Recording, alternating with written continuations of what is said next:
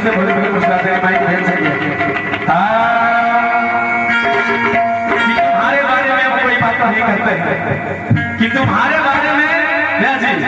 अब कोई बात नहीं करते हैं, तुम्हें सोचकर अपना वक्त बर्बाद नहीं करते हैं। पर जरा सा भी तुम्हें भूला हो नहीं कि पर जरा सा भी तुम्हें भूला हो नहीं, वो अलग बात है कि तुम हमें याद नहीं करते हो। तो चलिए एगो लड़की के शादी सेट हो गए भैया, अब कैसे कहा करोगे कि अरे जाइए साहब